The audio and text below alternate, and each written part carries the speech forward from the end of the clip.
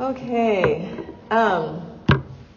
It's really excited to be here with this amazing organization and two women that I really admire. This is really important work. And all of you. So I'm just going to start out with a couple of questions. And, like if you don't feel comfortable answering them, you could just, you don't have to answer them. But, when we're thinking about this kind of say no to hustle culture, let's think about where we're situated. So how many people in this room, in this space, have debt? Are we carrying debt? Whether that's So we have some debt here, got some loans. Okay, how many here have student loans? We have some student loans here. How many people here have 3 months of savings of all your living expenses just in case something happens? So we have financial planners here. How many people have like a full 9 to 5? Like you're doing 9 to 5? It's a lot of folks working. Who does a lot of overtime? Can you raise your hand? Some overtime people? Yeah, it's kind of tiring, right? I mean, the double pay may be a little help, but anybody has, like, in addition to your full-time job, a side gig? So who's our side gig folks, right? Okay, so we got a lot of things going on. Okay, another question that we have, how many people have, like, young children or pre-college age, so you have little ones? How many of you have to think about how you're going to pay for your children to go to college? We're all kind of worried about that, right? In this room, how many of us have to think about our parents? Maybe we're sandwich generation. Whew. It's heavy, huh? Let's take a deep breath. Because even all those questions we're thinking about, the hustle culture, we're not thinking about just culture and just individuals. Individuals do not perpetuate culture. Culture is a lot deeper. It's societal. And so the culture that makes it so that many of us have to work overtime, many of us have to take a side gig, and if we're not doing those things, that we're worried economically. Maybe a couple other questions. For those who are mothers, right? Like how many of you have had to work or even had a side gig to make it by? I know when I just gave birth to my daughter, I had 2 clients that were hitting me up. I was in the hospital. They're like, when are you going to get out? When are you going to get out? I got something. And I needed that money. I had to buy diapers because one income, like how many feel stressed if you have a 1-income household and you feel really stressed with that 1 income? Anybody's feeling that burden? Even I know doctors making 6 figures. I live in California. 6 figures doesn't cut it. It doesn't, not in Los Angeles area. So when we think about wherever that we're at, right, that we're feeling that economic pinch. When I first heard the topics, I'm always excited to deal with Muslim Women's Alliance.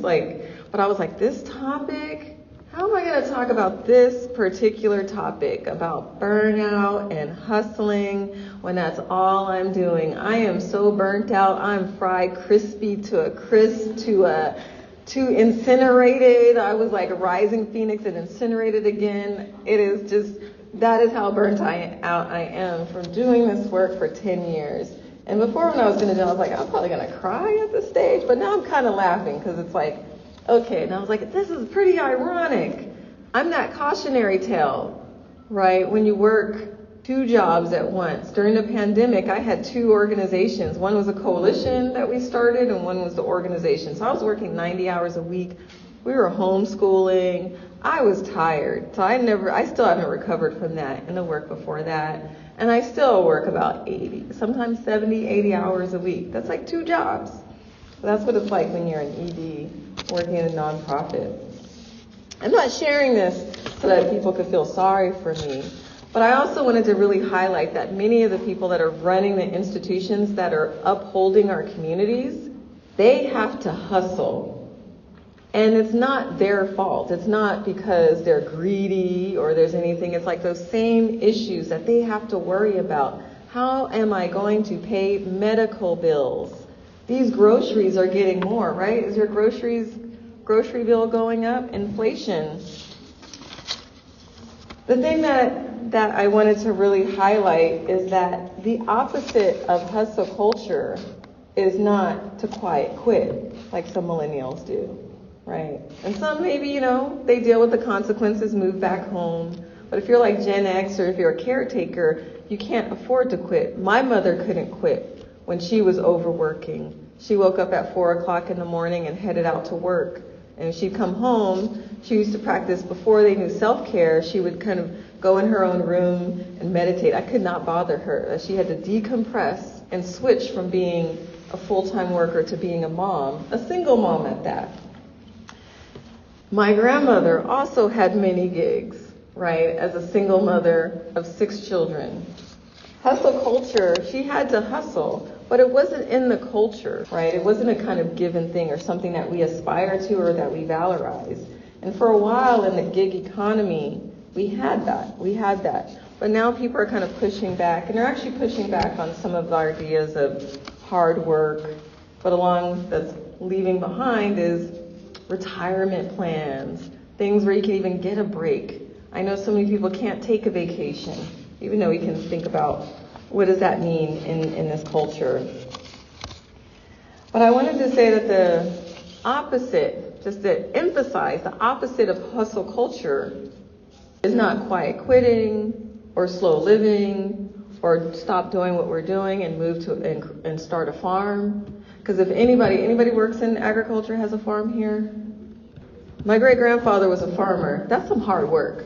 So they kind of they're not on it. Farm work is hard work. But hard work doesn't mean that you have to be burnt out. It has to be meaningful in the line. And alhamdulillah, after me, we have 2 amazing speakers that will talk about aligning your life, centering your life.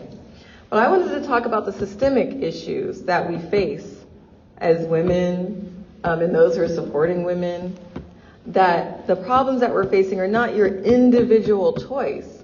We live in a society where most people are exploited, right? That where people can't afford medical treatment because we don't have universal health care. That we live in a place where, whether owning that home, which was that American dream for many people, but not all people, right? Because even the GI Bill, that was only given to some people. Certain things of retirement was only to certain, if you were domestic, like my grandmother's, there was no retirement plan or benefits like that, those things that were long fought. But when we think about the systemic problems, that collectively we as Muslim Americans can be part of the solution in countering that, of creating communities of care, whether that's through zakat, whether that's through mutual aid, whether that's through establishing institutions that we're investing in the care for our mothers, for our families, because you can't do it alone. And that we also have to think about, one, addressing the immediate needs, but then looking to what is creating the culture where it is not enough to work 40 hours a week or be a mother and know that your children are going to get quality education. But there is other forces at play that make it very difficult to live, and that through coalition building, we can actually work to create communities of care. Now, I'm being kind of vague. There's some scholars, some organizers and activists like Iju Pu, who has worked on communities of care and the dignity of caretakers, whether it's caring for our children and caring for those in our communities that are disabled and for our elderly. That is what we have to invest in. The opposite of hustle culture is to think through what is contributing to these disparities, the economics where we have to do so much and that we're feeling that pressure. The opposite is maybe taking that extra time to invest in institutions where we can practice self-care and where we can envision bringing back many of the traditions that we had in the Sunnah, those early Muslims, where people cared for each other, where women cared for the women, we cared for each other's children, we built institutions, even if it's local and informal, ways that we helped each other out. The opposite of hustle culture is a culture of care, is a culture of concern, of reaching out to your brothers and sisters and checking in on them, and that when you do need help, don't be ashamed, because it is not your fault of this whole system, but that together we can counterbalance that we can do better, that we can improve the living conditions of our brothers and sisters and our neighbors near and far. Jazakallah khairan.